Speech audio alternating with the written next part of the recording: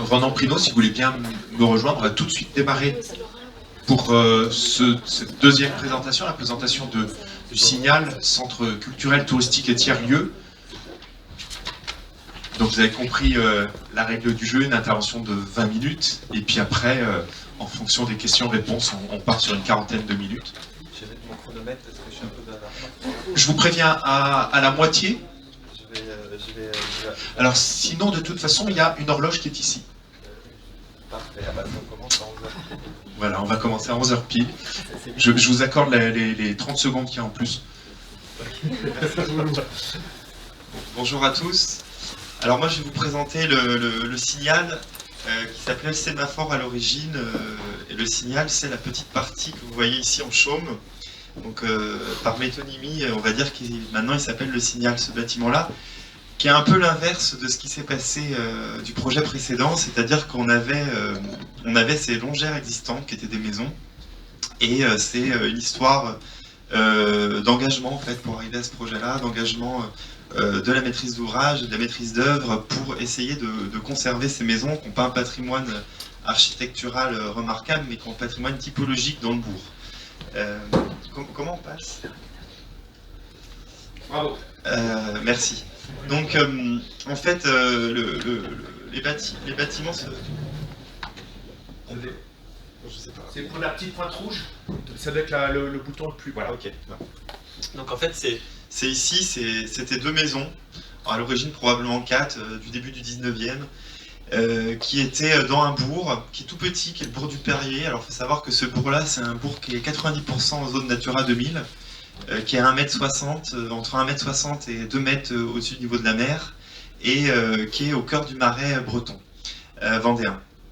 La question, c'était très simple. Le maître d'ouvrage a lancé un appel d'offres pour créer un bâtiment lié au tourisme, un bureau d'information touristique, et le sujet c'était démolir ou garder, peu importe, il faut que ce soit pas cher. Il faut que ça rentre dans le prix. Moi, quand je suis allé visiter le site, je me suis dit, bon, voilà, c'est de longères ici, vous avez la mairie ici, l'église, et là vous avez une grande rue. Si vous démolissez ces maisons-là, vous arrivez dans les équipements des années 80, l'école, et vous perdez la moitié du bourg. C'est-à-dire que là, elles tiennent en fait le bourg. Je me suis dit, on ne peut pas faire ça. Je suis originaire de la région, j'aime bien le Marais, j'aime bien le grand paysage ici, et j'ai dit, bon, il faut à tout prix les garder. Ce sera plus cher, ça c'est sûr, je ne l'ai pas dit dans le premier temps, en tout cas j'ai expliqué qu'il allait falloir les garder. Et il allait falloir bien les rénover, parce qu'évidemment c'est des maisons qui n'ont pas habitées pendant 10 ou 15 ans, et donc qui étaient moisies, etc. Je passe. Non, ça passe pas. C'est la petite flèche. C'est la petite flèche, c'est ce que je fais, mais je dois pas viser. Peut-être vers le vidéoprojecteur. Je voudrais pas. On a des problèmes de pile à ce moment-là. Parfois elle est un peu capricieuse. Sinon on peut passer directement sur l'ordinateur. On va passer nos... Ah, là c'est passé. Bon. Oui, c'est sur l'ordinateur directement. Ok. Pour le coup, donc voilà, bon, là c'est les équipes de maîtrise d'œuvre. Il me semblait qu'il y avait une fiche de présentation avant. Bon, c'est un signal en fait qui est public, parce que c'est un bâtiment public, on part de logement. Et c'était important en fait de mettre en valeur... en fait, il y avait une faille ici existante, les maisons n'étaient pas reliées.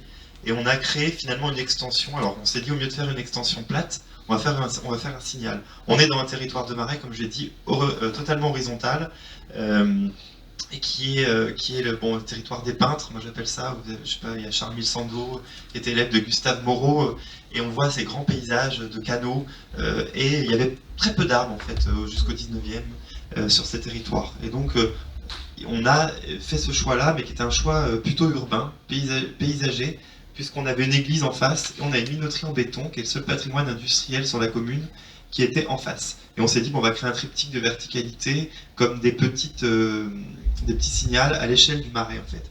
Faut savoir que le Marais, à l'époque, on voyait tous les bourgs comme des îles, et c'était toujours les clochers qui faisaient l'image du bourg. Donc on a fait ça à l'échelle du bourg. sans vouloir faire Saint-Gimignano, c'était pas l'objectif. Bon, l'équipe, juste pour dire, donc la communauté de communes Océan Marais de Mont, moi je suis à Ronan Prino, donc pour l'atelier Ronan Prino, j'étais l'architecte mandataire d'une équipe qui était Serba, XO, cabinet Denis Rousseau et Guillaume Sevin Paysage, qui s'est rajouté après, je vais l'expliquer. Et les entreprises, Thierry Bernard Construction et Sarah Guilbeault et Fils, Cyril Crusson et Sarah Fradin, Richard Egouro, Gatrofer et FSCE, et on a oublié dans cette chose-là les façades vendéennes. Pourquoi je dis ça? Parce que les entreprises, elles sont toutes locales, elles n'ont pas toutes fait des bâtiments publics, et on est allé un peu les chercher pour créer ce projet-là. Et le maçon, il est de la commune, le menuisier, il habite à 5 km, enfin voilà. Et on a recherché cette proximité. Vous pouvez passer, voilà, ça marche.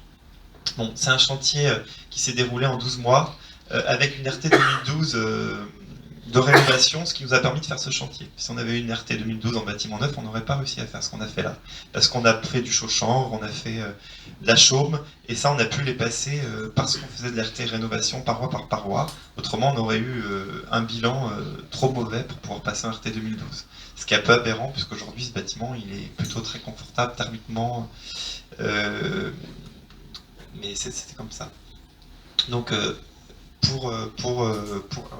juste par rapport à la qualité de vie de ce bâtiment, c'est une qualité de vie à l'échelle du bourg, c'est-à-dire qu'on a recréé des espaces publics. Alors vous avez dû supprimer, ou c'est pas le dernier PowerPoint, il y a des photos avant-après, etc.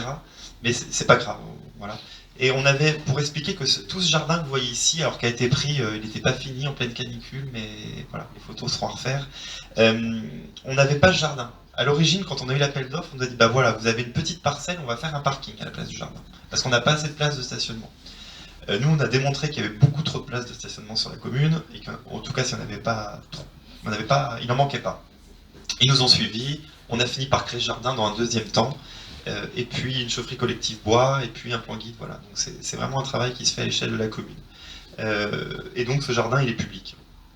Et ça, voilà.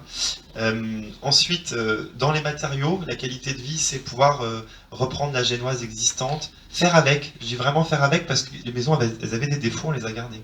Les murs sont pas d'aplomb, ils sont pas d'aplomb. Mais on a retravaillé les enduits à la chaux. La chaume, donc ça, c'est un signal. Dans le signal, il est fait en chaume. Pourquoi la chaume? Parce qu'on est au cœur du marais, elle est au pied du bâti. Sauf que elle vient pas d'ici, elle vient de Hollande. Il y a deux en France, ils se servent en Hollande et en Camargue. Malheureusement, selon les périodes, on n'a pas forcément de la Camargue. Bon, en tout cas, nous, on l'a eu d'Hollande. C'était une grande déception. Aujourd'hui, les roselières de la commune sont en train d'être réouvertes, réutilisées pour pouvoir retrouver cette matière locale. Donc ce projet-là, il a permis ça. J'essaye de passer, voilà. On a eu un souci, un grand souci de la qualité d'assemblage des matières pour faire de l'architecture. C'est-à-dire qu'on a suivi le chantier avec attention, on a livré le bâtiment, et pour arriver à utiliser finalement des matières ordinaires, la qualité architecturale passe par l'assemblage. Comment on met en avant un tableau, comment on construit avec des matériaux propres, en tout cas en filière sèche probablement. Là on est en CLT sur ce bâtiment-là, ça c'est le petit signal qui est venu se glisser, comme vous l'avez vu au tout début, entre les deux maisons existantes, et qui recrée du volume et de locaux techniques pour pouvoir éclairer et redonner de la générosité à ces maisons qui n'avaient pas une échelle de bâtiment public.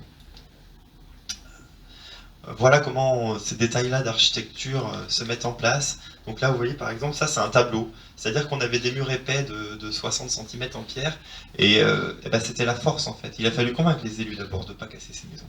Et donc on leur a dit, bah oui, on va pas les casser, mais en plus on va vous montrer que vous avez de l'épaisseur, et ça dans un bâtiment neuf, on le fait moins, ou on ne sait pas le faire.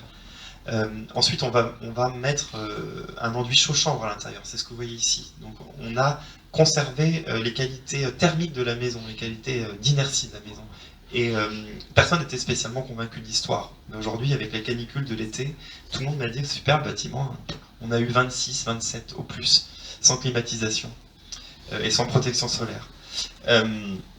Là, on a une porte sur pivot qui marque l'entrée avec une faille, le travail des cadrages en fait, pour remettre à l'échelle en fait la maison avec le centre-bourg. Là, on est dans un préau en face d'une ancienne école, et on est allongé le projet pour aller au-delà des limites. Et puis, on a recréé des espaces.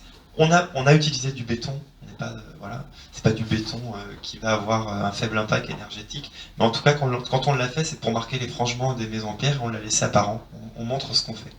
Et c'est la qualité de travail de chacun, chaque artisan a une qualité de travail, et elle est montrée aujourd'hui dans le projet. Le maçon est ravi de voir ces tableaux en béton, les enduits chauds, il est ravi, et tout le monde a son travail, le menuisier il a son travail apparent. Je pense qu'on peut passer à l'élément suivant. Le respect de l'environnement, il passe par ce chantier, déjà faire avec. Démolir les maisons, c'est bien, mais on ne savait pas retrouver dans le bâtiment neuf, ou alors beaucoup plus cher, cette qualité d'inertie de la pierre. Donc on les a gardées. C'était pas facile de les garder, parce qu'elles étaient abîmées, elles n'étaient pas droites, elles avaient été malmenées. Mais on a fait avec. On a retravaillé une toiture avec les génoises, elles étaient abîmées, mais on les a gardées. On s'est dit, il faut garder les caractères typologiques. Et on a retravaillé la tuile tige de botte qui vient du sud Vendée, je me souviens plus exactement, le nom m'échappe de l'entreprise, en tout cas elle est locale. Et puis on a fait ce signal en bois, donc, qui était lui en filière sèche, donc en CLT, donc posé en une journée de pause, donc ça c'est très simple, posé sur quand même 6 piliers en béton, parce qu'on est dans un marais et que l'humidité, vous le voyez sur la photo de chantier, est présente. Et donc le bois en rapport au sol, il y a cette question-là, souvent comment on protège le bois de manière naturelle. Ensuite, le respect de l'environnement, il passe par tous ces matériaux biosourcés, probablement par cette façade en chaume. Donc la chaume, c'était typique des bourrines. Les bourrines, c'est les maisons qui sont autour du site. Et les bourrines, elles étaient faites comment? Elles étaient faites avec un toit de chaume et de la terre, parfois un peu de pierre, mais souvent c'était de la terre. Donc on a dit, on va reprendre les mêmes principes. Et ça a duré 100 ans, 200 ans, et on va faire la même chose. Donc c'est ce qu'on a fait ici. Le chaud-chambre à l'intérieur, on est sur un contexte, on parle d'innovation, c'est absolument pas d'innovation, c'est des matières anciennes, mais vous avez des règles de la profession, mais c'est pas régi par des DTU, donc c'est pas si simple à mettre en place dans un bâtiment public. Vous n'avez pas de R, ou alors vous avez un R qui correspond pas à ce que c'est en fait. Et donc pour le mettre en place, il faut un peu se battre, il faut faire des réunions, convaincre aussi les élus de prendre un petit risque et d'y aller. Il y a aussi cette idée de moins de matière, parce qu'on peut toujours en rajouter, mais la matière qu'on met pas, c'est celle qui coûte rien en fait. Pour l'environnement et aussi pour le financier, c'est-à-dire que quand je vous dis les tableaux ne sont pas habillés d'un enduit plâtre, on a laissé tout apparent. Et puis on a reconstitué cette filière de la chaume, alors c'est en train, je vais pas avoir la prétention de dire que ça a marché, mais en tout cas c'est en train de se faire avec le maire du Perrier qui veut retrouver en fait, en rapport avec le chaumier, retrouver finalement aller cueillir les roseaux qui sont pris ici pour les remettre sur son territoire et pas aller les faire venir de Hollande. Ce projet-là, il n'a pas fait utiliser le roseau du coin, mais il a au moins permis de réfléchir pour des prochains projets. Et puis en performance économique, paradoxalement, je vais parler de l'usage, pour commencer. Parce qu'en fait, on a parlé d'architecture, on a parlé d'espace, c'est-à-dire qu'à l'origine, vous avez 4 maisons, à chaque fois avec un frangement qu'on voit ici, qu'on a identifié. Et puis là, vous aviez une extension en parpaing.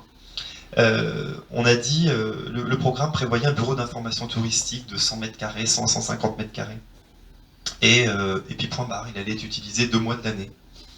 Et on s'est dit, bon, d'accord, alors vous allez peut-être mettre un peu plus cher puisqu'on rénove les maisons, mais pourquoi on n'utiliserait pas ce lieu pour plus d'espace, pour plus de choses? Et assez rapidement, les gens ont dit, oui, on a besoin, on a des festivals, des infantines, etc. Mais il nous faut des grands espaces, si vous conservez la maison, voilà.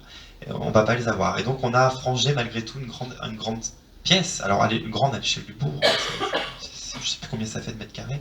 En tout cas, il se passe qu'aujourd'hui, cette maison-là, elle est faite pour être utilisée à petit espace avec 3 personnes, mais elle a des perspectives, moi j'appelle ça les pines dorsales et les spines transversales, qui permettent finalement d'utiliser ça comme un musée. On peut tourner en fait quand on ouvre toutes les portes. Et on a mis des cimaises, ce qui fait que c'est devenu un centre culturel tiers-lieu. Et aujourd'hui, il y a des expositions qui se font dedans, il y a les festivals des Infantines. Quand on allait le visiter récemment avec l'Ardepa, qui est une association de promotion de l'architecture de Nantes, la mère nous dit, je suis désolé, c'est pas hasard. On dit non, tant mieux, on va le voir vivre. Et donc il y avait les enfants qui avaient mis des grands jeux ici. Donc il y a cette modularité qui fait partie pour moi d'une performance, parce que économiquement, ce lieu, il sert. En fait, il sert l'hiver aussi maintenant. Ensuite, on a fait le parti pris de la rénovation, qui est quand même assez fort, parce que ce qu'on a là, on n'aurait pas pu le refaire. Une rénovation pas si simple, avec des frangements importants. Rien n'était droit, donc il a fallu travailler, décaisser. On a vraiment gardé que les 4 murs finalement. Et puis des bureaux de contrôle sur des terres difficiles, c'est-à-dire qu'on est sur des terres qui ne sont pas du tout stables. Et le premier étude de sol a dit oui, très bien, il faut soutenir les murs existants de 23 pieux. Donc, financièrement, c'est oui. Et donc, alors on avait un bon bureau de contrôle, c'était Monsieur Boulet de la Socotec, et qui a dit bah oui, vous avez raison, ces maisons-là sont là depuis 150 ans. Pourquoi il faudrait qu'on les bouge? Elles ont bougé un peu, mais il n'y a pas de raison. Et donc tout le monde s'est mis autour de la table, et grâce à tous ces gens, on a réussi, en créant des chaînages, à s'affranchir des pieux. Voilà. Et puis, je vois que je vais aller trop vite finalement. On a eu un management responsable, c'est-à-dire qu'on est parti d'un programme qui disait on démolit.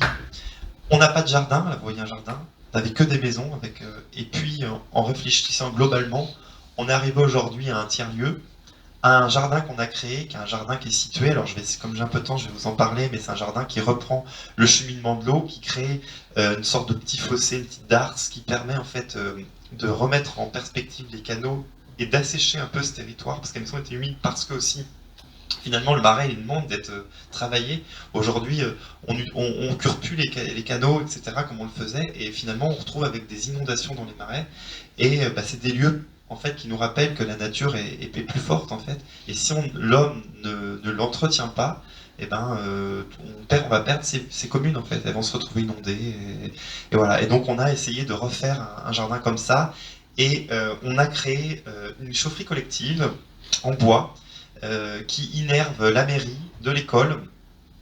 Et enfin, on a créé un plan guide. On est en train de travailler sur un plan guide pour demain ne plus faire les erreurs, en fait. Essayer d'avoir une échelle sur la commune, du moins une vue à 20, 30, 40 ans, sur ce qu'il faut faire, pas faire, sur quelle direction il faut aller. Et puis voilà, c'est ce que je dirais, c'est une architecture sociale. Qui était en étroite collaboration avec la maîtrise d'ouvrage, et c'est ce qui nous a permis d'arriver à faire ce bâtiment-là dans de bonnes conditions, avec une écoute et un respect mutuel, et une confiance aussi. Voilà, donc là on voit le jardin, donc avec le travail de l'eau, on est dans une commune de l'eau, donc là on a créé une fontaine qui innerve un jardin. Alors là vous voyez pas de plantes, mais maintenant on les voit, moi je suis retourné. En fait au fur et à mesure on a des plantes qui demandent plus ou moins d'eau en fait. Moins demandent d'eau, plus elles sont loin en fait finalement de la rojasse. Mais c'est aussi dire aux enfants, voilà, ils jouent sur cette fontaine, ils tirent l'eau à longueur, quand elle est pleine, elle déborde en fait, vous voyez. C'est moi qui ai changé trop vite. Là, la fontaine, elle déborde par ici, quand il y a un trop plein, puis ça déborde, et puis voilà, ça énerve le jardin. C'est des choses très simples, en fait, c'est simplement retrouver des habitudes, se dire, l'eau on la canalise pas, on la met en surface. C'est très simple. Tout à l'heure, vous avez parlé des réseaux dans le projet précédent, l'idée c'était justement de laisser l'eau apparente.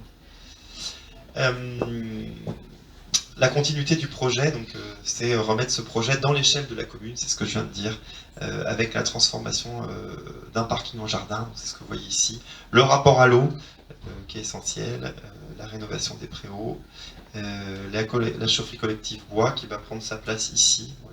Il y a un mur qui n'est pas terminé, mais c'est parce que là, à grand terme, on va avoir une chaufferie en bois qui va reprendre la typologie de ce préau qu'on a rénové.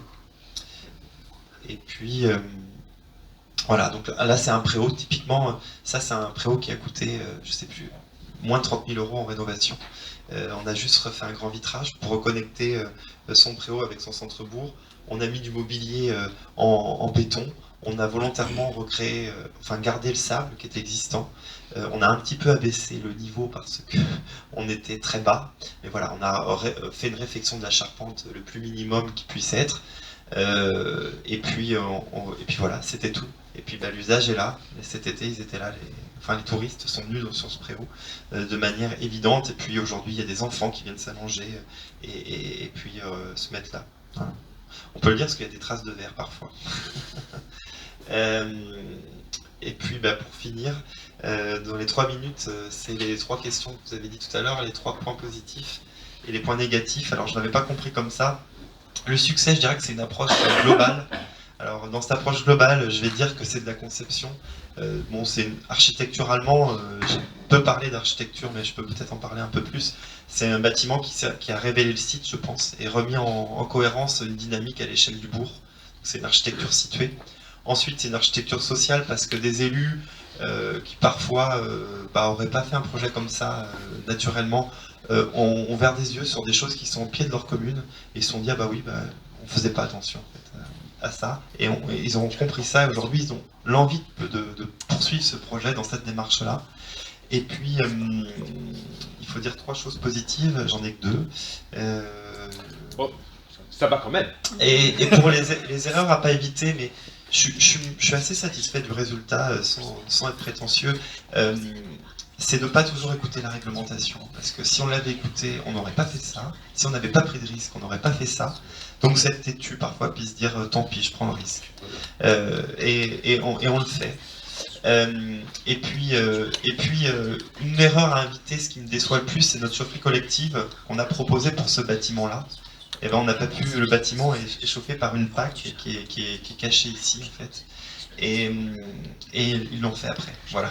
Donc il n'est pas relié au réseau de chaleur qui passe à côté du bâtiment. Il alimente la mairie qui est ici, et l'école. Et en fait, ce bâtiment-là qui a initié cette envie-là, et finalement se retrouve lui pauvre de cette chose-là.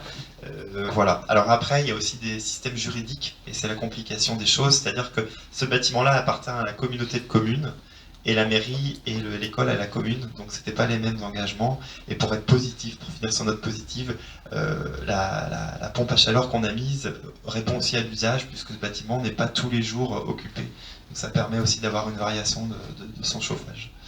Voilà, je crois que j'ai respecté le temps. Si vous voulez bien applaudir.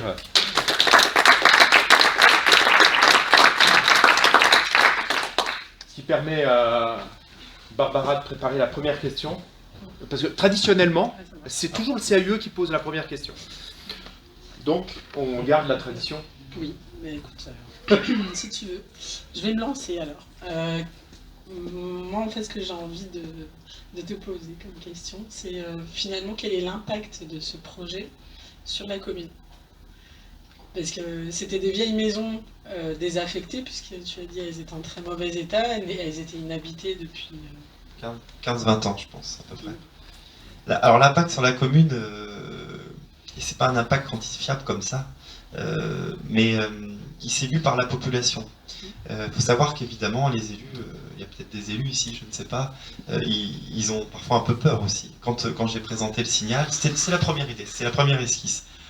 Évidemment, la communauté de communes a dit « Ouh là là, il va falloir tenir cette chose-là, même par rapport à une dépense publique, parce que finalement on peut se dire, il s'est amusé, lui, il a fait un truc en l'air, qui n'a aucun sens, quoi. Voilà, il gaspille, voilà. Et donc le maire, elle a écouté le discours. Et en fait, nous, on allait présenter le projet en prenant la globalité de la commune, en expliquant les peintres, en expliquant la verticalité, et la minoterie qu'elle est démolie, parce qu'il faut quand même le dire, qui a échappé, en fait, ce projet-là l'a sauvé, en fait, globalement. Et le maire a dit, mais j'ai pas vu mon village, en fait, je découvre, vous me faites redécouvrir ce que je vois tous les jours. Et donc, elle a compris. Ensuite, on l'a présenté au vœu public, au vœu du maire, elle m'a demandé de venir le présenter pour l'assumer. Parce qu'elle a dit, moi je l'assume sur ma commune. Alors que le président de la communauté de communes disait, si toi tu l'assumes, ok, mais si c'est toi qui prends le risque, quoi. Donc il y a eu ce débat, quoi, concrètement. Donc il faut aussi des élus, c'est pour ça que je dis, voilà, des gens qui disent, on y va. Et donc on y est allé, donc on s'est mis main dans la main, et au tout début, les gens ont dit, waouh. Et pour finir, pendant le chantier, il y a des gens qui ont dit n'importe quoi. C'est le couvreur qui m'a dit c'est de l'argent public dépensé. Donc il y a eu une réflexion comme ça. La dame est venue le lendemain s'excuser auprès du couvreur en disant c'est magnifique votre travail parce qu'il y a le savoir qu'on voyait d'antan dans notre commune qu'on ne voit plus faire. Et le maire m'a dit écoutez, j'ai eu des choses, c'est bien.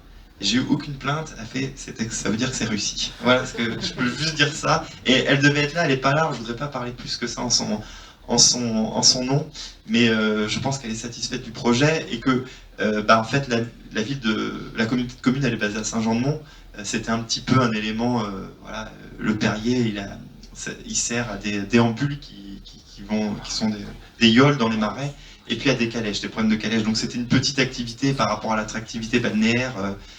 C'était un peu le rétro-littoral qui était mis en avant. Et finalement, je crois que il a projeté davantage de tourisme sur cette commune.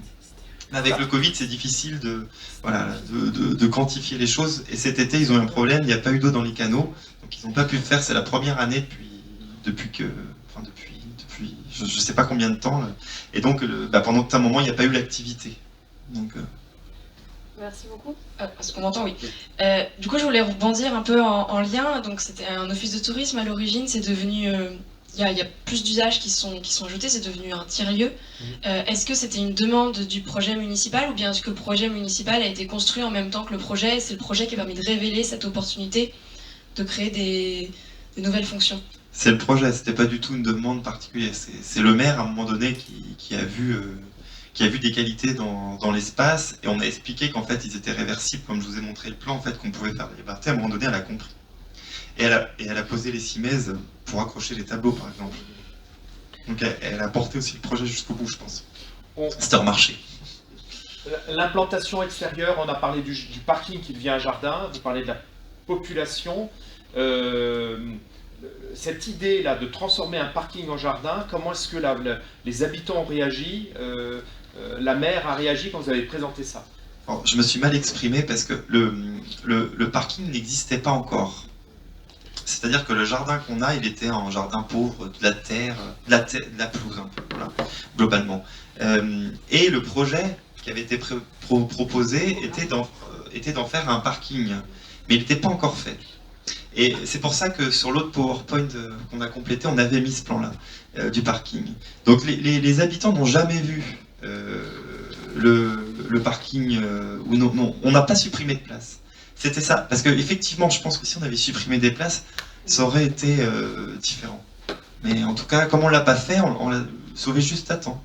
Donc, finalement, c'est resté entre élus, le projet de parking, il n'y a pas eu d'annonce publique d'agrandissement d'un parking. Donc finalement, personne ne l'a vu. Je le dis là, mais personne ne sait. Et donc, du coup, au moment de la consultation, vous avez répondu seul en tant que mandataire, en tant qu'architecte. Oui. Est-ce que Guillaume Sevin, l'architecte paysagiste, est intervenu après? Oui, sans paysagiste en fait, parce que l'idée c'était de réduire la parcelle et de n'avoir aucune intervention extérieure. Et comment s'est fait la bascule? Par conviction, à force d'expliquer le projet, et en fait, le maire m'a dit, un jour elle m'appelle. Elle me dit, vous avez raison pour le jardin. Il faut que je vous fasse une mission. La Comcom veut pas, mais moi je veux. Et donc voilà comment ça s'est passé. Et je lui dis, je vais vous présenter un paysagiste, on va travailler avec lui, nous on travaille, on le connaît. Et puis on va faire ce jardin en rapport avec l'eau dont on avait parlé ensemble. Donc vous avez une mission complémentaire, mais portée par la maîtrise d'ouvrage communale. Par la maîtrise d'ouvrage communale, effectivement. Tout l'aménagement des préaux, de la chaufferie collective et du jardin, c'est la commune. Et le bâtiment que vous voyez, c'est la communauté de communes. Une question, Lola Dumini. Justement, par rapport à la chaufferie collective, est-ce que donc elle se place sur le même lieu? Est-ce qu'il y a un projet de raccordement futur de la chaufferie au bâtiment qui serait possible, ou bien ce serait plutôt pour alimenter les bâtiments alentours? Oui, alors oui, bien sûr. En fait, elle va être ici et le câble passe ici. On l'a déjà passé, en fait, le câble. Donc oui, le bâtiment pourra être un jour relié, mais aujourd'hui, il ne projette pas parce que c'est pas les mêmes finances publiques. Donc voilà, c'est idiot. Et qu'est-ce que vous ferez de la pompe à chaleur qui est là-haut quand vous serez raccordé à la chaufferie? Mais elle sera obsolète, ce qui est pas bien. Et je pense qu'on va pas être raccordé pour tout de suite. Et, je vous le dis franchement. Et elle peut être retirée du signal sans faire de gros travaux? Absolument, absolument, parce qu'en fait, si vous regardez la coupe, voilà.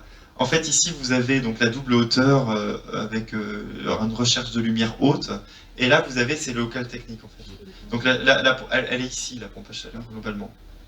Et ça, ces questions-là de réversibilité des installations, c'est une question que vous vous êtes posée, et est-ce que plus globalement, dans les projets sur lesquels vous intervenez, est-ce que c'est des questions que vous vous posez? Oui, toujours. Là, j'ai pas parlé de la réversibilité, par exemple, dans l'usage. Vous avez une grande espèce de gaine technique en bois qui est éclairée sur une photo, si vous voyez à l'intérieur. Et en fait, c'est un espace où on a passé tous les réseaux électriques, fluides dedans. c'est des caissons en bois qui en dessous peuvent accueillir des bibliothèques de rangement qui sont au nord, qui permettent aussi d'avoir une surépaisseur. Voilà, c'est ce qu'on voit ici. Donc là, à l'origine, on voulait créer un mur de bois. En fait, bon, on n'en avait pas spécialement le budget, donc on a juste créé l'amorce, vous voyez, avec cette lumière. Ça s'ouvre par en dessous. Dedans, vous retrouvez le système de chauffage, vous retrouvez tous les systèmes comme on a des murs en pierre, on a toutes les bornes Wi-Fi, etc. à l'intérieur de ce système.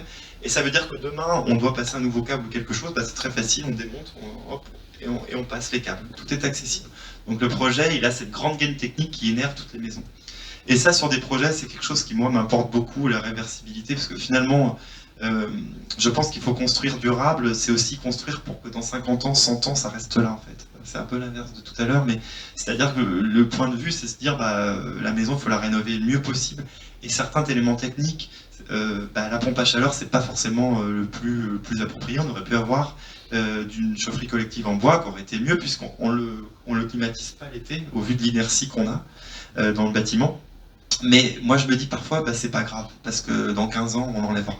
Et ça, c'est des choses qui se feront sans dénaturer quoi que ce soit. Ce qu'il fallait plutôt refaire, c'était tenir le chauchant. Vous voyez, ça, c'est quelque chose, dans 15 ans, 20 ans, ça sera toujours là, quoi. D'ailleurs, qui a fait le chauchant?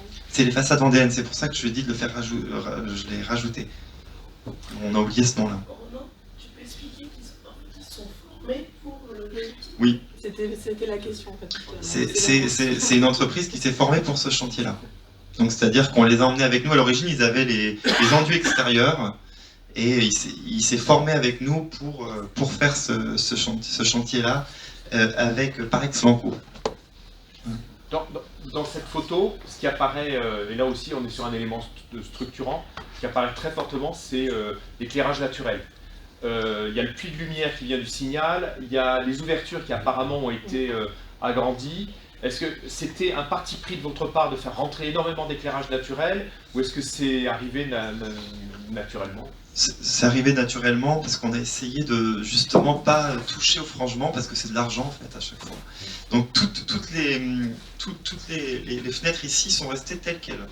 Tout ça en fait. Donc elles n'ont pas été agrandies? Non, absolument pas. On n'a rien touché, on a gardé les tableaux, on a même des tableaux en pierre qui sont restés, qu'on a retrouvés en fait sous les enduits en béton qu'on faisait il y a 40-50 ans, qui avaient fait pourrir tous les murs. Je le dis, mais c'est impressionnant. On a ouvert la maison, pendant 6 mois, on n'a pas ouvert la bonne saison, le granit, vous pouvez enfoncer votre doigt dedans. Du fait de... Je vous jure, en fait... Du fait de quoi? Est-ce que vous pouvez me dire qu'est-ce qui a provoqué ça? C'était plein d'eau. Vous avez mis des enduits béton intérieur et extérieur. Donc l'eau, elle s'infiltrait par le dessous, elle ne pouvait plus sortir, et quand vous appuyez sur le tableau béton, vous enfoncez votre doigt de, je sais pas 1 centimètre, mais 5 ou 6 millimètres comme ça, c'était des trous comme ça. Et puis on voyait presque de l'eau sortir, quoi. Enfin, et ça a mis 6 mois à sécher. Et d'ailleurs, il y a eu le bureau de contrôle à un moment donné qui dirait, il va falloir vérifier la stabilité de ces choses-là, parce que ça ne va pas tenir, etc. Mais maintenant, vous pouvez aller taper dedans, hein, vous allez vous faire mal. Mais il a fallu du temps pour que ça sèche. Bon, je reviens à mon sujet. On a juste créé... Là, ici, l'épine traversale, donc on a créé cet ouvrant-là et ce pignon-là pour reconnecter urbanement la maison. Et puis, en fait, on a frangé ici, ce qui permet, en fait, en dilatant l'espace, de signaler l'entrée, en fait, au stationnement qui est globalement ici. Voilà. Mais toutes ces lumières-là ont fait que, oui, elle est assez éclairée. Mais aussi parce qu'on a révélé les espaces. C'était cloisonné, on a mis des grands vitrages dès qu'on a plu. Mais on n'a pas, de manière démesurée, fait des grands linteaux. On aurait pu imaginer couper là. Enfin, j'ai fait une maison où on a fait 10 mètres de frangement à Vernon-en-Gâtine, pour ceux qui connaissent. On a fait 10 mètres de frangement. Effectivement, c'est très impressionnant sur une longère. On a reconstitué des poteaux derrière portants. Bon, mais là, c'était pas le cas. Le Signal qui sert d'éclairage naturel, oui. Ce qui est un puits de lumière, est-ce qu'il sert aussi de cheminée thermique, de faire évacuer la chaleur en hauteur? On a cette intuition-là quand on le regarde. Alors, j'aurais aimé, j'en parlais encore la semaine dernière, j'aurais aimé, on ne l'a pas fait parce qu'il faut asservir les choses, il faut d'asservissement, c'est des coûts supplémentaires et c'est pas fait. Mais évidemment, c'est pensé. J'espère qu'un jour, si on enlève notre système actuel, on pourra le faire de manière naturelle. Il suffira de transformer la menuiserie qui est fixe en menuiserie ouvrante et je suis sûr que le bâtiment entier sera ventilé naturellement. Sauf que c'était en 2018 quand on a remporté quand même les choses là et j'avais des élus qui n'étaient pas favorables, donc j'ai pas fait tous les combats en même temps. La ventilation naturelle, ça en était trop, je pense. Et si, il y avait une deuxième chose aussi qui m'a fait un petit peu peur en tant qu'architecte, parce que nous aussi on a des assurances et je ne prends pas les risques partout, c'est qu'on a de l'humidité beaucoup dans ces maisons, on en avait donc beaucoup, et on s'est dit l'hiver, vu qu'elle ne va pas être toujours, au début on ne savait pas toujours avoir d'usage, la ventilation mécanique nous assurait au moins cette régulation thermique intérieure maîtrisée. Donc j'ai pas pris ce risque-là, mais évidemment oui, on pourrait le faire. J'ai vu qu'il y avait une question qui venait. Oui, ce que je voulais dire, c'est que par rapport au plan masse, donc c'est nord côté rue, sud côté jardin. Oui, plein Et sud. il y a une paire, et l'entrée principale qu'on voit au nord Oui. donne en porte-fenêtre sur le jardin. Il y a une communication nord-sud là. Oui, là, oui, c'est traversant. et transversale est-ouest. Oui, c'est dans ça. l'épine dorsale. Il y a les deux, ouais, l'épine dorsale, qui n'existait pas à l'origine, mais ça on l'a vraiment recréé avec. En fait, ça c'est un axe qui, parce que ces maisons elles n'étaient pas axées, elles étaient désaxées, donc on a recréé vraiment une grande visibilité, ce qui fait que c'est vraiment très beau aussi. C'est ça qui amène la lumière, c'est quand vous êtes là, vous voyez là-bas, et quand vous êtes là, vous voyez là-bas. Et du coup, quel est le coût au mètre carré Alors du livrable? Parce qu'il y a deux coûts en fait qui se superposent. Il y a le coût maîtrise d'ouvrage comme du bâtiment, et puis j'aimerais aussi le ratio jardin si vous pouvez nous donner. Alors le coût au bâtiment, je ne connais pas le jardin, mais le coût au bâtiment, il est 3 000 € le mètre carré. Ça peut vous paraître énorme. Bon, on avait de l'amiante, on avait beaucoup d'amiante dans les faïences. Je ne sais plus combien ça représente, mais la démolition représente aussi un budget important. Et au final, on a un peu moins de 3 000 €, hein, mais le mètre carré. Et on a eu une difficulté quand même avec l'enduit Chauchamp, j'en parle pas, mais avant d'avoir cette entreprise qui se forme, en fait, on en avait une autre entreprise qui était une jeune entreprise. Et en fait, elle n'a pas souhaité faire le projet. Enfin, en tout cas, ça a été au moment où elle est venue, elle est peut-être pas venue au bon moment. Et elle a pris peur, il y a l'humidité de la maison. Et donc, globalement, bon, je pense qu'elle n'avait pas traité le marché assez cher, mais ça c'est mon point de vue, parce qu'après on en a eu un beaucoup plus cher. Et elle a un peu dit non, je veux pas faire. Et les élus ont dit écoutez, s'ils veulent pas faire, on va pas les forcer, et on va mettre du placo. Donc, parce que ça plaisait beaucoup aux élus, l'idée de mettre du placo. Et heureusement, Madame Godefroy, qui était le maire, a dit mais moi, le placo, dans ma commune, je sais ce que c'est. Hein. Ça va être pourri derrière. Je dis bah oui, je suis d'accord avec vous. Je dis on fait quoi? Bah dit on garde du Chauchamp et on relance un appel d'offres de Chauchamp. Je dis d'accord, mais moi, mon maître d'ouvrage, c'est la Comcom. C'est pas vous, Madame Godefroy, qui était que le maire. Elle me dit je m'en débrouille. Donc ça a mis un certain temps. Il y a eu des élus qui m'ont appelé pour me dire n'importe quoi. Je veux du placo. C'est moins cher et ça isole. Bon. J'ai dit bah oui, écoutez, mettez-vous d'accord, enfin voilà, mais je savais qu'on ne finirait pas faire du Chauchamp, elle m'a dit je ne ferai jamais de placo là, la mère m'a dit, elle fait moi je sais qu'on a un prix tout de suite, mais qu'est-ce qu'on laisse à nos enfants? Et donc bah voilà, quand vous avez des élus comme ça, vous savez que vous avez gagné, bon à un moment donné j'ai laissé 6 mois, et on a eu un arrêt de chantier à ce moment-là, de 3-4 mois. Alors avant de revenir au jardin, parce que j'ai vu qu'il y avait une question sur le coût du jardin, on va revenir, restons sur la question des matériaux, la provenance notamment du chanvre, et la façon dont il a été posé. Alors le chanvre, je ne sais pas d'où il vient. C'est Biophile, pardon. Mais je ne sais pas après lui s'il est vendéen. Biophile, c'est la carac. Donc c'est vraisemblablement vendéen. Bon, alors je ne maîtrise. Et le bois, le CLT, c'est aussi c'est Piftobois ou ça vient d'Autriche? Le CLT il vient de Vendée. Enfin, le panneau vient de Piftobois, mais après je sais pas si à mon avis, je suppose qu'ils se fournissent pas dans des. Ça peut être la forêt d'Orléans dans un des cas, et puis sinon ça peut être aussi de Pologne. Oui, je pense que c'est pas tout n'est pas bien d'ici, mais en fait. Là, avec le recul, on regarde encore plus ces questions-là. Oui. Moi, quand je l'ai fait, ce projet-là, la question, c'était d'arriver à le faire. Et donc, il y a des choses où on n'a pas été si attentif que ça, pour être très franc, aux provenances. On essayait de faire des choses, mais moi, j'avais tendance à dire qu'on allait le faire avec des entreprises locales, et que c'était déjà une réussite, en fait, parce que quand vous n'avez pas des entreprises qui viennent, qui font 200 km pour venir mettre quelque chose, c'est déjà pas mal. Et bon, il y a des choses dont je sais, voilà, le roseau par exemple, j'y ai porté beaucoup d'attention, je voulais absolument qu'il soit du pied, mais j'ai pas réussi. Bon, le bois, il y a des choses, le CLT, on sait que le CLT, il vient pas spécialement de Vendée, ou alors il est transformé, mais l'origine du bois ne vient pas là. Mais, Et toujours dans ces questions-là, vous parliez de filière chaume que vous avez aidé à reconstituer. Est-ce que vous pouvez raconter un petit peu comment vous avez procédé pour rassembler des acteurs sur cette filière, pour qu'ils interviennent là, et quelle suite est-ce que vous avez vu ces acteurs-là continuer à travailler sur d'autres projets? Oui, alors c'est Cyril Crusson qui est le chaumier sur cette opération. C'était le seul qui n'était pas de Vendée, mais c'est le seul qui a accepté de répondre à notre projet. C'est lui qui avait fait, pas à son propre compte, mais en tant que salarié, le centre Beautour, je ne sais pas si ça vous parle, qui est tout en chaume. On a présenté l'année dernière. Il a été présenté en C-positif l'année dernière. Voilà, bon, donc vous connaissez, et donc avec lui je lui ai demandé, je lui ai dit mais le roseau vient... Alors moi je pensais qu'il allait venir de la Brière, vu qu'il était de la Brière, il me dit oh non pas du tout mon pauvre monsieur, vous savez, j'arrive pas à en avoir, et quand on arrive à en avoir, il vient soit de Hollande ou de Camargue. Je dis bon d'accord, ça serait bien de prendre de la Camargue quand même, puis je dis quand même vous êtes sûr qu'on n'arrive pas à les couper et tout, il me dit mais il n'y a plus personne en fait. On a le roseau mais il n'y a plus personne qui le fait. Et je dis bah d'accord, on peut peut-être en parler au maire, vu que le maire était assez investi. Voilà. Donc je dis à Mme Gautreau, vous savez que vos roselières là, vous en faites quoi? Enfin, on n'a pas de roseau du coin. Elle dit bon, on n'en fait rien du tout, puis c'est un bazar, tous les ans il faut aller entretenir, puis faucher, et puis en fait on n'en fait rien. Elle me dit c'est une très bonne idée. Et donc je dis bah vous parlez au chaumier, et donc le chaumier une fois qu'il a eu le chantier, ils ont échangé sur comment on faisait, et donc lui il est très investi au niveau de sa profession.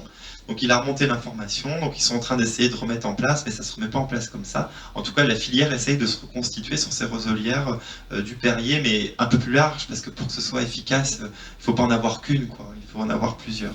Donc c'est un travail qui n'est pas encore fait, il n'y a pas encore eu de ramassage officiel, mais c'est en train de se faire. Et je l'ai eu au téléphone pour la visite de l'Ardépa, en fait, donc il y a 2 mois, et il m'a dit que c'était toujours en train d'avancer. Et que ça allait se faire, puisque aujourd'hui ils ont même pas de règles professionnelles sur ce métier-là. Ils ont des règles de bonne pratique. Et que là, ils étaient en train d'arriver à avoir des règles professionnelles, et que enfin, ils avaient des aides pour que ce métier qui était tombé presque dans les oubliettes redevienne un métier fort, puisque finalement le roseau, ça isole. La durée de vie d'une toiture en roseau, c'est entre 30 et 50 ans. Sur du bardage vertical comme ça, c'est 50 ans, ça isole. Voilà, c'est un matériau extraordinaire, je pense. Alors on passe au parking. Je laisse, Tu peux nous montrer une je vais photo? seulement, Ah non. en fait, que tu puisses nous dire la laissée complémentaire sur, juste le coût des laissées complémentaires sur le jardin et sur le préau. Alors globalement, c'est 100 000 euros. 100 000 euros. On l'a pris au début. Oui, on a fait avec ce qu'on...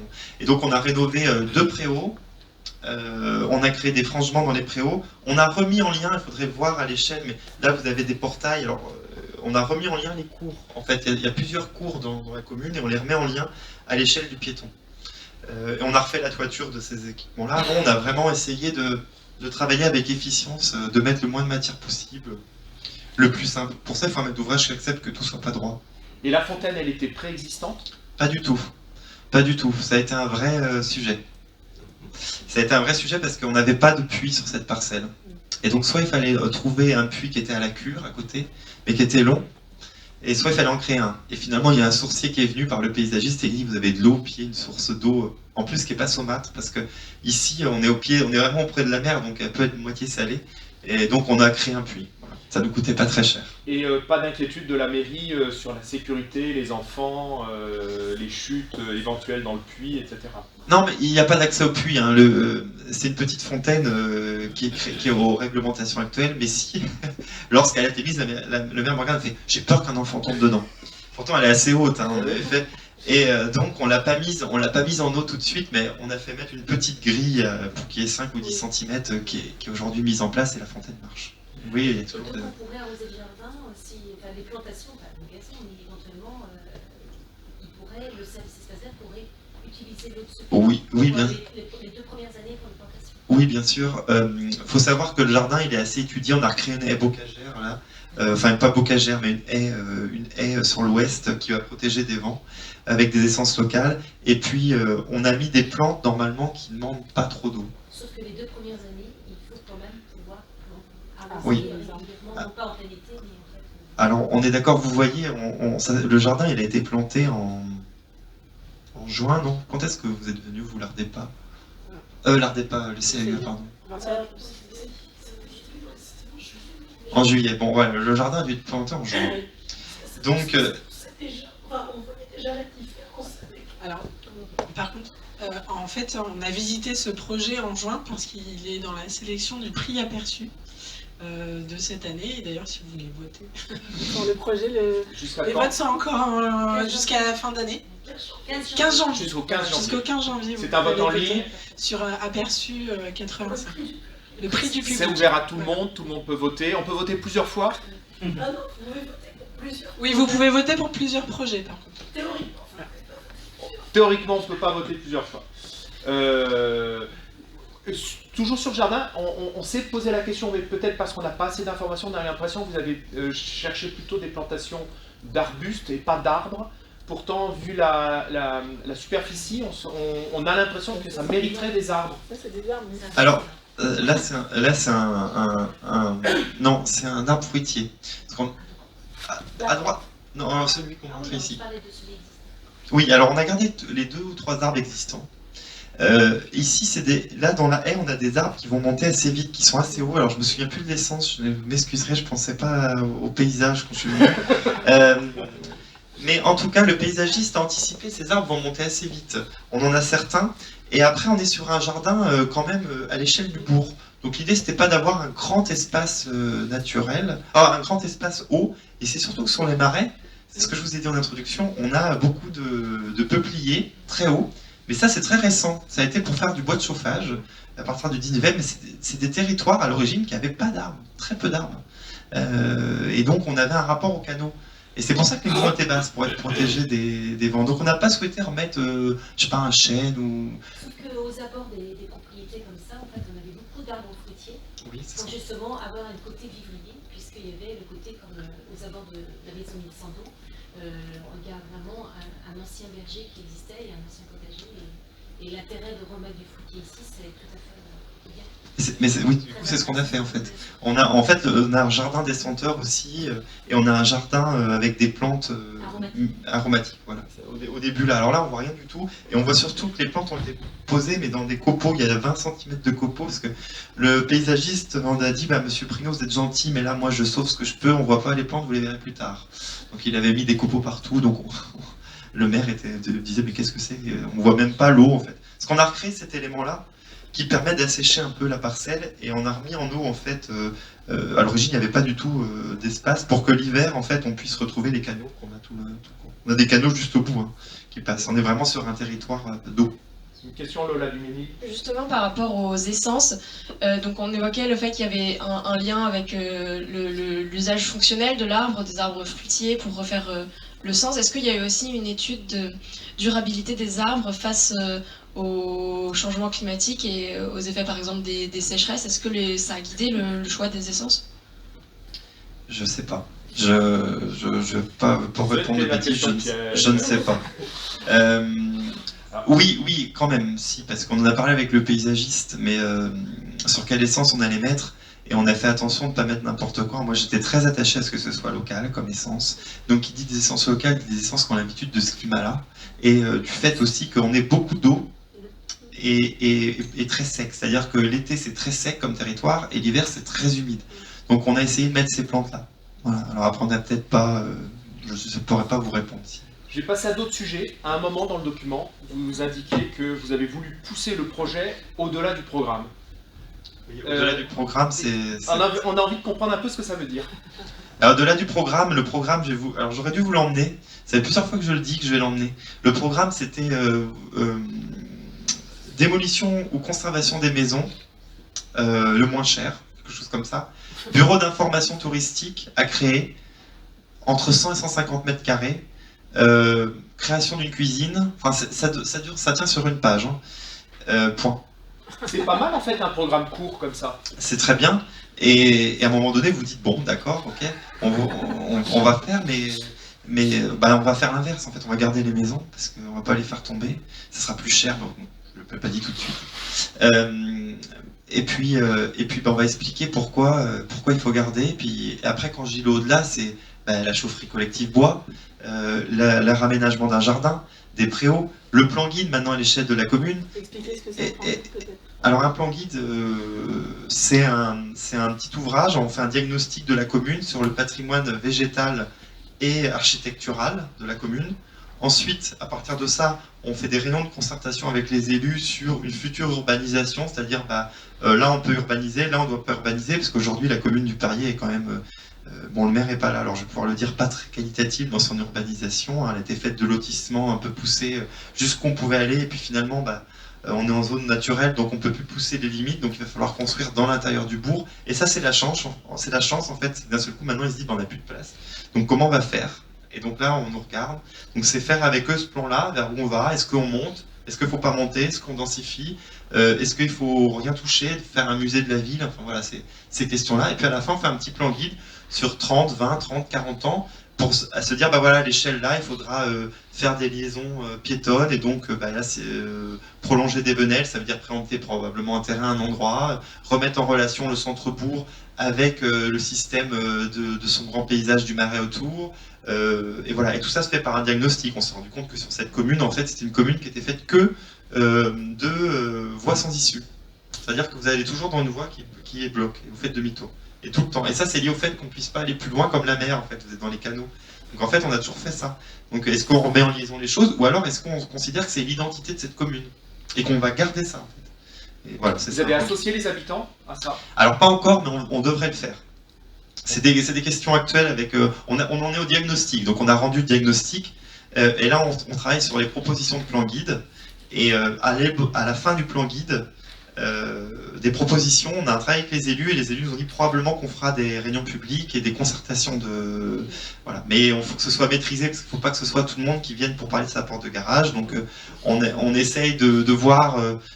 On en a parlé avec le maire, elle souhaiterait des profils différents et des gens pour la collectivité en fait, et pas pour le regard de chacun. Donc ça se met en place, mais voilà, c'est des élus aussi qui sont un peu démunis, il faut dire, franchement, ils sont pas urbanistes, ils sont pas architectes, ils ont plein de sujets à traiter. Enfin moi je suis avec elle et de temps en temps il y a un mort sur sa route, enfin bon je veux dire, il y a des trucs, on voit bien qu'ils doivent gérer plein de choses. Par exemple le maire ici a 68 ans quoi, donc parfois voilà, elle n'a pas tous les sujets en tête.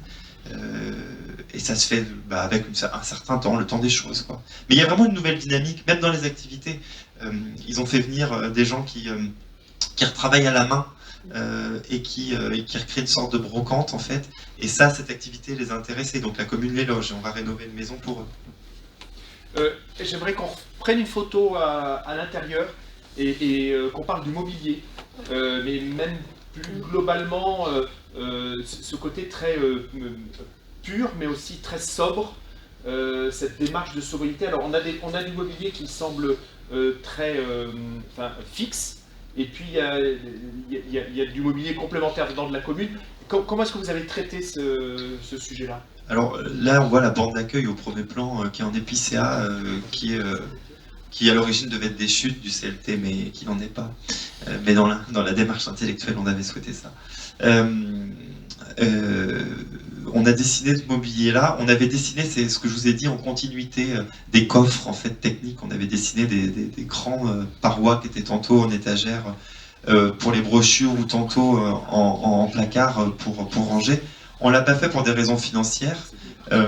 Parce que c'était au-delà du programme aussi, quoi. Enfin, on a expliqué ce qu'ils pouvaient faire demain.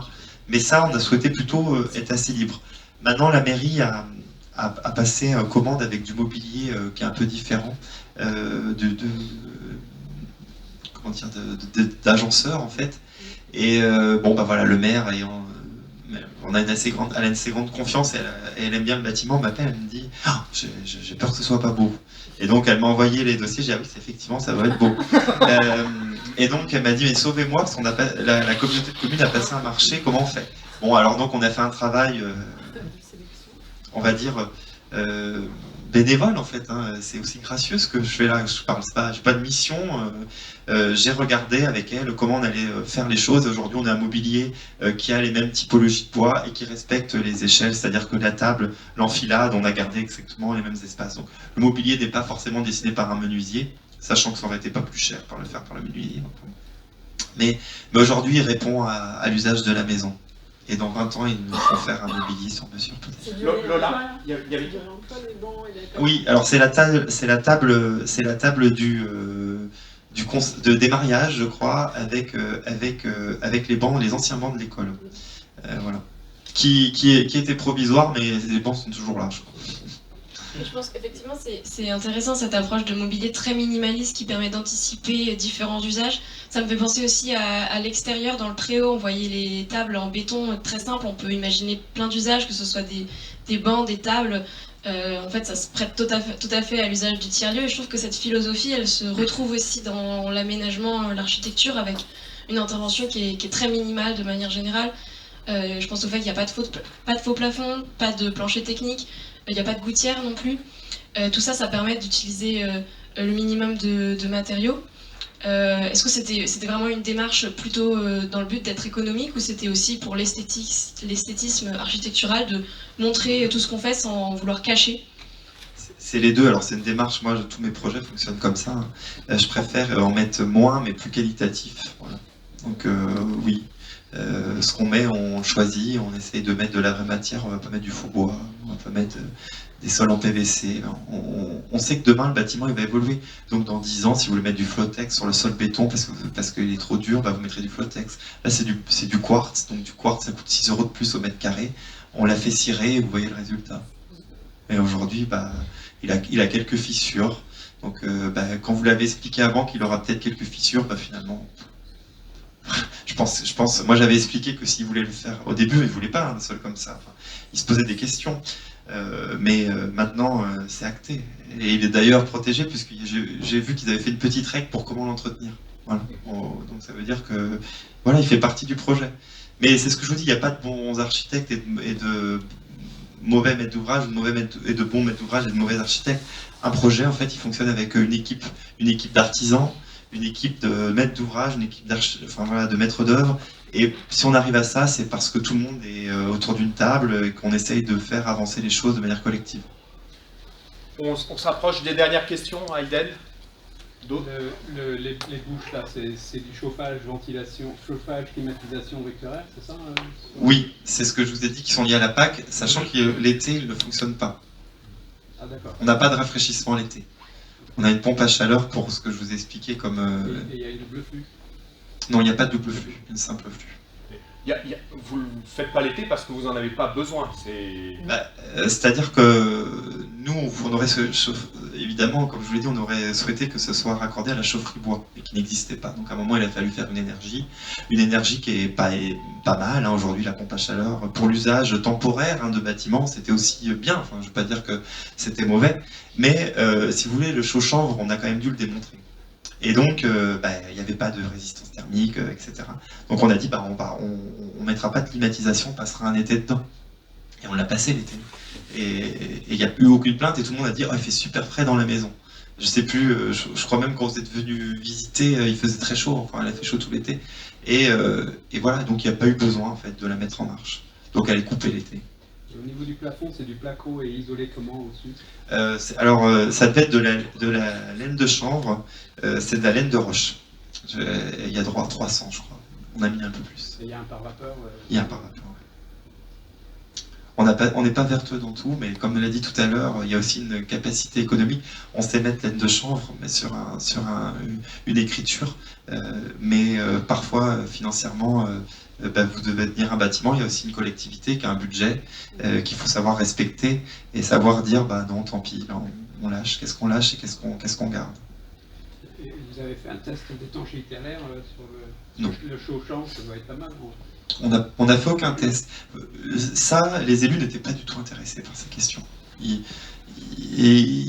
ont découvert, je pense, le biosourcex, ce projet-là.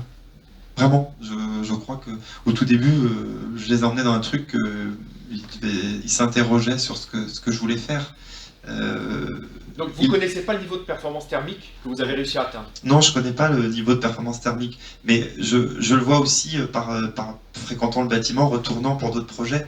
Quand l'été, vous mettez pas de lumière dans le bâtiment, parce que c'était le cas cet été ou très peu, et que vous mettez pas de climatisation dans un bâtiment et que l'hiver il n'est pas chauffé, alors la dernière fois que je suis allé il n'était pas chauffé, et que au mois d'octobre et qu'il était très agréable par rapport à l'extérieur, j'ai envie de vous dire, déjà je vois qu'on a à peu près réussi. Alors c'est probablement, on n'a pas une mesure thermique, donc c'est pas très bien, mais on le ressent. C'est bon, on va conclure là-dessus, sauf s'il y a une dernière question. Est-ce que vous voulez bien applaudir le projet?